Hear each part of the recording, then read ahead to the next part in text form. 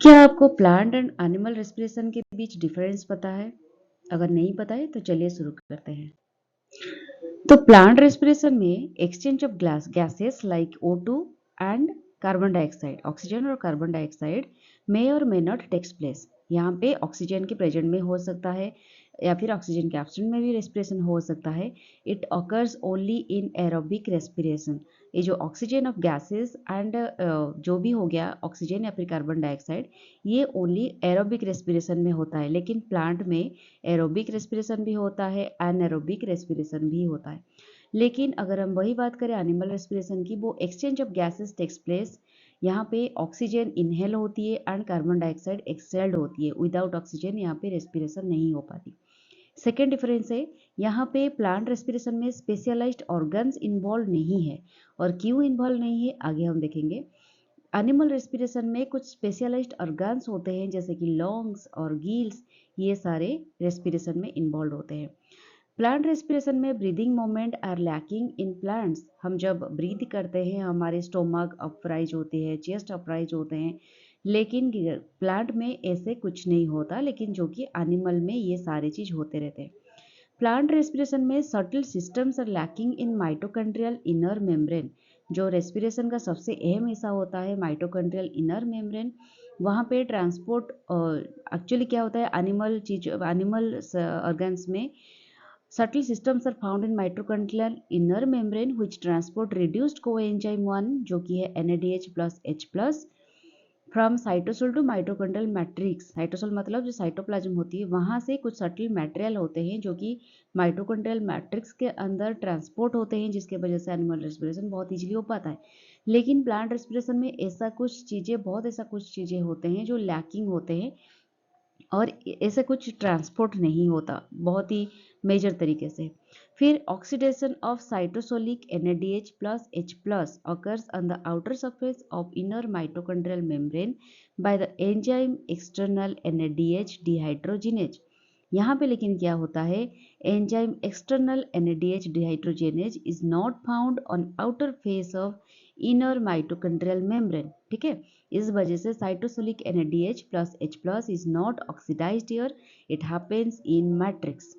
ठीक है, और एक रेस्पिरेशन की प्लांट रेस्पिरेशन की ये और एक डिफरेंस है।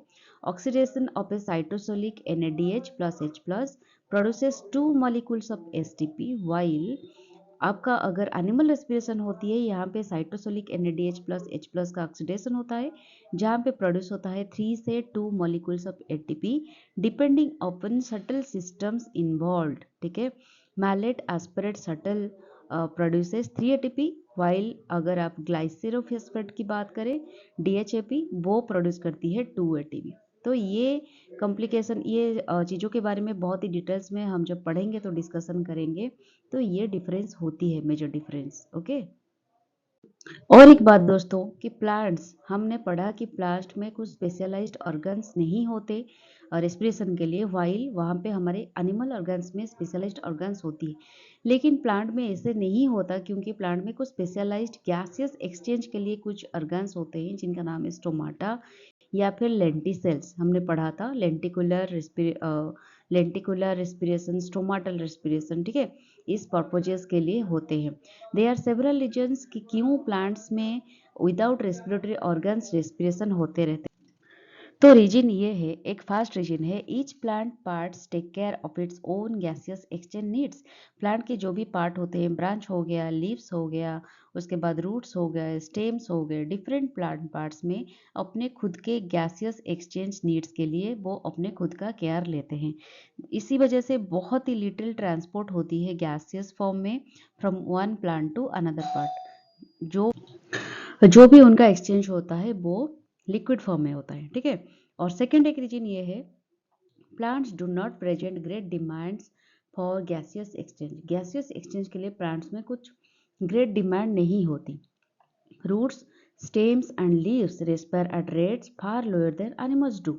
हम जितने भी एनिमल्स रेस्पायर करते हैं उससे बहुत कम रेट में ये जो पार्ट होते हैं रूट्स, स्टेम्स एंड लीव्स, ये रेस्पिरेशन करते हैं। ओनली ड्यूरिंग फोटोसिंथेसिस के दौरान large volume of gases exchange होते हैं, तो स्टोमाटा हो सकता है, लेंटिसल हो सकता है इस जगह से। And each leaf is well adopted to take care of its own needs during this periods. तो लेकिन जब प्लांट फोटोसिंथेसिस करती है, availability of O2 is not a problem, क्योंकि बहुत ही ऑक्सीजन प्रेजेंट, भरपूर अमाउंट ऑफ प्रेजेंट होते हैं ऑक्सीजन हमारे एटमॉस्फेयर पे in this cells, since O2 is released within the cell. और एक ये भी रीजन है कि हमारे सेल के अंदर भरपूर अमाउंट ऑफ ऑक्सीजन प्रोड्यूस्ड होते हैं, तो इसी वजह से O2 बहुत आसानी से फोटोसिंथेसिस में यूज हो जाता है। तो प्लांट को ज़्यादा परिश्रम करने की ज़रूरत नहीं पड़ती। जैसे हम डिपेंडेंट रहते हैं एनवायरनमेंट के ऊपर, प्लांट के ऊपर, वैसे प्लांट ऑक्सीजन के लिए बहुत ज़्यादा एनवायरनमेंट के ऊपर डिपेंडेंट नहीं होता। और थर्ड ये एक रीजन है, the distance that gases must diffuse even in large bulky plant is not great. ये एक रीजन है कि बल्की प्लांट में, जो बल्की प्लांट होते हैं, जो बहुत ही बड़े बड़े मोटे मोटे होते हैं और इनके बहुत बाहर की आउटर लेयर बहुत हार्डी होती है, मोस्ट ऑफ द प्लांट्स उनकी जो आउटर लेयर होती है वो डेड होती है और इनर लेयर होती है वो लिविंग होती है।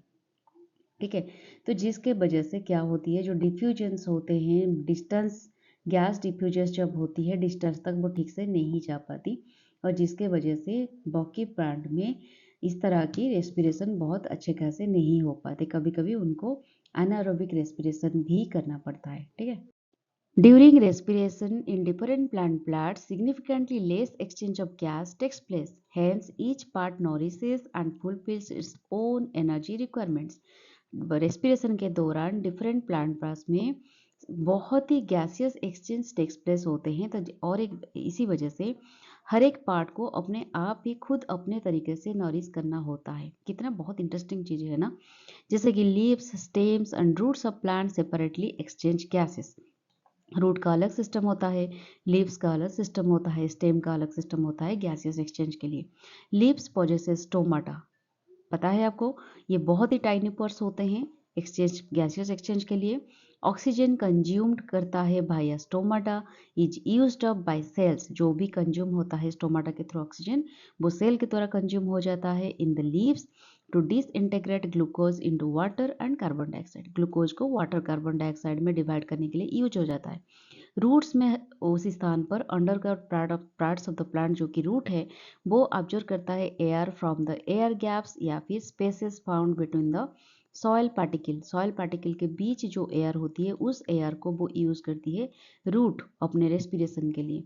यहाँ पे ऑक्सीजन ऑब्जर्व हो जाती है थ्रू रूट्स और जो भी यूटिलाइज हो जाती है और वो एनर्जी में लिबरेट हो जाती है। इन द फ्यूचर में ये यूज होती है transport of salts and minerals from the soil. जो भी इस एनर्जी रेस्पिरेशन होने के बाद, ये यहाँ से ऑक्सीजन लेने के बाद जो भी एनर्जी प्रोड्यूस होती है वो एनर्जी फ्यूचर में सॉल्ट एंड मिनरल ट्रांसपोर्ट करने में मदद होती है। The air in case of stem, ये हमने लीफ के बारे में पढ़ा, ये हमने रूट के बारे में पढ़ा, और लीव्स में, स्टेम में डिफ्यूजेस इनटू स्टोमाटा, स्टोमाटा के थ्रू एयर डिफ्यूज होती है एंड ये मूव करती है through different part of the cell to respire. इसी स्टेज में कार्बन डाइऑक्साइड लिबरेट होती है, is also diffuse through the stomata. जो भी कार्बन डाइऑक्साइड लिबरेट होती है, निकलती है, वो भी स्टोमाटा के थ्रू डिफ्यूज हो जाती है। Lenticels are known to perform gaseous exchange in woody और हायर प्लांट्स। ठीक है, तो इसी तरह हमारे रेस्पिरेशन प्लांट्स में और एनिमल्स में डिफर करती है। तो वीडियो कैसा लगा जरूर शेयर करना, लाइक करना, सब्सक्राइब करना मत भूलिएगा, और मुझे जरूर कमेंट बॉक्स में बताना वीडियो कैसा लगा। Tata bye bye, take care.